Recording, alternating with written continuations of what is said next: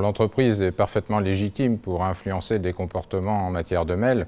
D'abord parce que le mail est un outil mis à la disposition par l'entreprise des collaborateurs. Et à ce titre, comme tous les autres outils informatiques, il doit répondre à des chartes d'usage et d'éthique.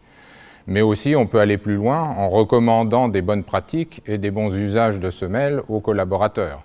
En particulier, en essayant de voir si on peut mettre en place des politiques d'archivage, de conservation, de cryptage, de suppression des mails. Donc c'est tout un enjeu lié à la gouvernance de l'information et à la conservation des données qu'on peut aussi appliquer donc à la gestion des emails.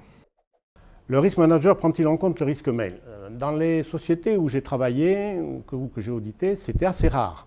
On a plutôt une approche très sécuritaire, sécurité physique ou logique, c'est-à-dire les réseaux, bien évidemment, le contenu, les virus, la lutte antivirus, mais on n'imagine pas ou on ne maîtrise pas toujours, on n'apprécie pas toujours les aspects juridiques, notamment en termes de droit civil, de droit pénal, et les conséquences que ça peut avoir. Certaines entreprises incitent leurs collaborateurs à moins utiliser la messagerie, à moins travailler par mail. Je ne pense pas que ça soit la bonne solution et que ça va répondre à tous les problèmes engendrés par l'utilisation de la messagerie. Je pense que ce qu'il convient de faire, c'est donner aux collaborateurs, redonner aux collaborateurs les bonnes pratiques. C'est-à-dire expliquer dans quel cas et comment et pourquoi on peut ou on doit utiliser la messagerie. Il y a une mission de gouvernance de l'information et des systèmes informatiques qui est chargée déjà de la sensibilisation et puis surtout aussi de créer toutes les procédures de gestion de la gouvernance des systèmes d'information et de sa sécurité. La gouvernance de l'information est vaste. Elle prend en compte l'ensemble de la sécurité des systèmes d'information, des développements, des administrateurs de systèmes, mais il y a une partie qui est propre à la messagerie et aux différents fichiers et répertoires que l'on peut utiliser sur les serveurs bureautiques.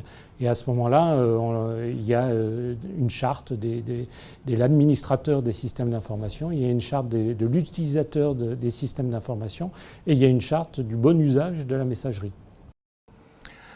Alors là, c'est comme tout le reste des usages des outils informatiques. Effectivement, on utilise des outils informatiques d'une certaine façon à la maison. Dans les entreprises, on supporte normalement que ces outils informatiques soient aussi avec des contraintes liées à la vie de l'entreprise, en particulier dans la transmission de mails personnels, de photos, de vidéos, de tous ces outils-là en fait. Donc je pense qu'à un moment donné, il faut avoir le bon niveau de règles et de contraintes au niveau de l'usage de la messagerie, mais aussi faire attention ou porter l'attention aux collaborateurs sur le fait que cette messagerie est un outil d'entreprise, qu'il engage l'entreprise et que donc les salariés qui envoient des mails à tort et à travers sur certains sujets engagent leur entreprise et ça peut avoir des conséquences lourdes en termes juridiques et pénals. La procédure écrite, c'est une chose, mais en même temps, ça ne suffit pas.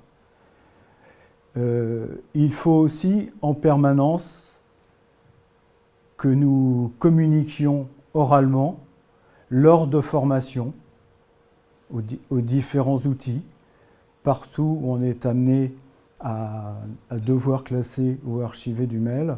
Il arrive souvent que les mails que je reçois contiennent des pièces jointes.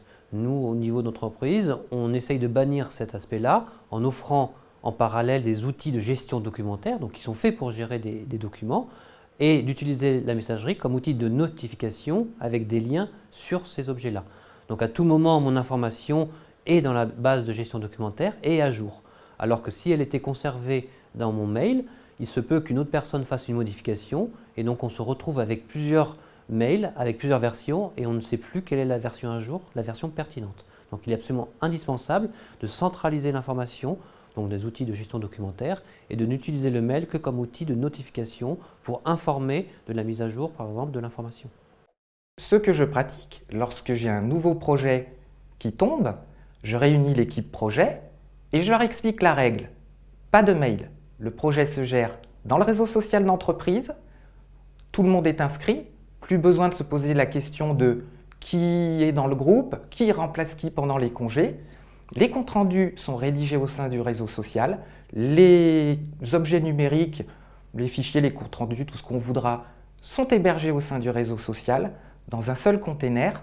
Ainsi, tout le monde est au courant de tout, de la même chose et au même moment. Plus encore que les collaborateurs, les top managers ont besoin d'être accompagnés quant à la gestion et au traitement de leur messagerie. De par leur périmètre d'activité et souvent par l'importance de leur équipe, ils reçoivent un nombre important de mails et par voie de conséquence ont besoin d'accéder et de conserver une volumétrie importante. Souvent, les assistantes sont chargées de faire un premier filtre. On sait très bien que les top managers, on reçoit beaucoup de mails, on en voit beaucoup, ils n'ont pas le temps de tout lire et de tout traiter. Donc, la tâche de l'assistante va être de mettre en avant les mails importants, ceux qui nécessitent une réponse immédiate, ou tout simplement prévenir leur patron qu'un certain nombre de dossiers sont en attente de réponse et de traitement.